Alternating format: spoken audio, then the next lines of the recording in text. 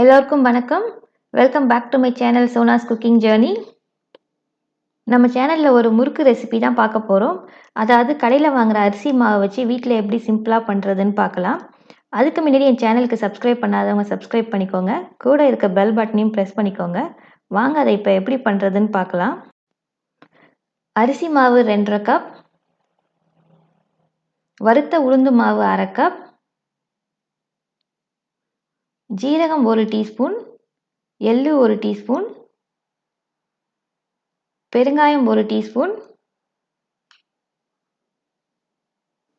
Butter 2 table spoon. வாங்க இப்போ எப்படி பண்ணுறதுன்னு பார்க்கலாம். ஃபஸ்ட்டு நம்ம எடுத்து வச்சுருக்க அரிசி மாவு சேர்த்துக்கலாம். இதில் 1/2 கப்பு அளவுக்கு உளுந்து மாவு சேர்த்துக்கலாம். இது கடைகளில் கிடைக்கிது, இல்லைன்னா நீங்கள் வீட்டில் இருக்கிற உளுந்தா வறுத்துட்டு பொடி பண்ணி சலிச்சு எடுத்துக்கலாம். அப்புறம் பெருங்காயம் சேர்த்துக்கோங்க. பெருங்காயம் சேர்த்துக்கிட்டா வாசனை நல்லாயிருக்கும். அப்புறம் இதில் ஜீரகமும் எள்ளும் சேர்த்துருக்கேன். நீங்கள் கருப்பு எள் இருந்தால் கருப்பு எள்ளு கூட சேர்த்துக்கலாம். அப்புறம் இதில் ஒரு 2 டேபிள் ஸ்பூன் பட்டர் சேர்த்துக்கோங்க. பட்டர் சேர்த்து நீங்கள் முறுக்கு பண்ணிங்கன்னா முறுக்கு நல்லா கிறிஸ்பியாக நல்லாயிருக்கும். உப்பு தேவையான அளவு சேர்த்துக்கோங்க. நான் இப்போ 1 டீஸ்பூன் சேர்த்துருக்கேன். இதில் சேர்த்துட்டு இப்போ இந்த பட்டரு உப்பு எல்லாம் மிக்ஸ் ஆகிற அளவுக்கு நல்லா கையால் பிசைஞ்சிக்கலாம். இப்போ தண்ணி ஊற்ற வேண்டாம். இப்போ உப்பு செக் பண்ணி பாருங்கள். உப்பு பத்தலைன்னா உப்பு கொஞ்சம் போட்டுக்கோங்க. எனக்கு பத்தலை, நான் இன்னும் ஒரு 1/2 டீஸ்பூன் உப்பு இதில் சேர்த்துக்கிட்டேன். இப்போ தண்ணி கொஞ்சம் கொஞ்சமாக ஊற்றி நம்ம ஒரு சப்பாத்தி மாவு பதத்துக்கு இதை பிசைஞ்சிடலாம். முறுக்கு பண்ணுறதுக்கு இப்போ நம்ம எண்ணெயை சூடு பண்ணிடலாம். இப்போ சூடான எண்ணெயிலேருந்து ஒரு 2 டேபிள் ஸ்பூன் எண்ணெயை எடுத்து இந்த மாவில் சேர்த்துக்கோங்க. எதுக்குன்னா முறுக்கு நல்லா கிறிஸ்பியாக வரும் இந்த மாதிரி போட்டிங்கன்னா. இப்போ சூடாக இருக்கும் எண்ணெய் பார்த்து கொஞ்சம் பிசைஞ்சிக்கோங்க. அதை இந்த மாவில் எல்லா இடத்துலையும் இந்த எண்ணெய் படுற மாதிரி கொஞ்சம் நல்லா பிசைஞ்சிக்கோங்க. பிசைஞ்சிட்டு இப்போ நம்ம முறுக்கு பண்ண ஆரம்பிச்சிடலாம். இந்த முறுக்கு அச்சு உரல் நம்மளுக்கு கிடைக்கும். எந்த மாதிரி இருக்குதோ நான் இந்த அச்சு எடுத்திருக்கேன், 3 ஓட்டை இருக்கிற மாதிரி. இதை நம்ம முறுக்கு உரலில் சேர்த்துட்டு இப்போ நம்ம முறுக்கு பண்ணிடலாம். இப்போ பண்ணி வச்சுருக்க மாவுலேருந்து ஒரு இந்த அளவுக்கு மாவு எடுத்துக்கோங்க. அந்த முறுக்கு உரலில் எவ்வளோ படுத்துமோ அந்த அளவுக்கு போட்டுக்கோங்க. ஃபுல்லாக ஃபில் பண்ண வேணாம், ஒரு 3/4 இது ஃபில் பண்ணால் போதும். இந்த அளவுக்கு ஃபில் பண்ணிக்கோங்க, மேலே கொஞ்சம் இடம் வச்சுட்டு.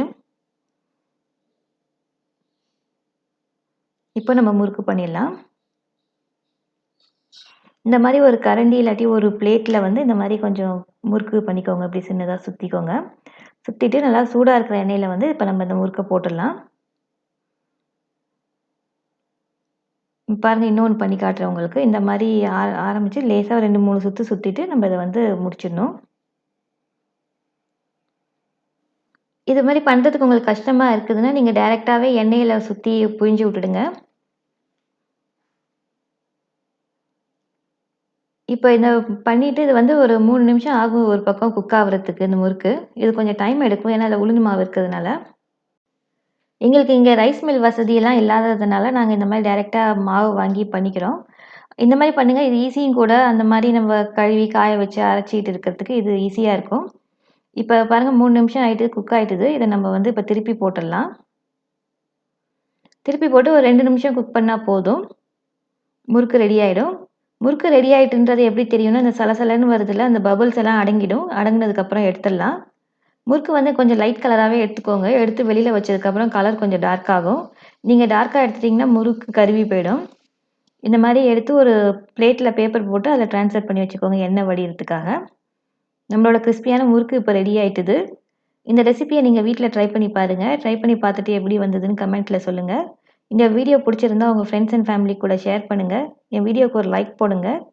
மறந்துடாமல் என் சேனலுக்கு சப்ஸ்கிரைப் பண்ணுங்கள். கூட இருக்க பெல் பட்டனையும் ப்ரெஸ் பண்ணிக்கோங்க. மீண்டும் ஒரு நல்ல ரெசிபியோட, இன்ட்ரெஸ்டிங்கான ரெசிபியோட உங்களை சந்திக்கிறேன். நன்றி, வணக்கம்.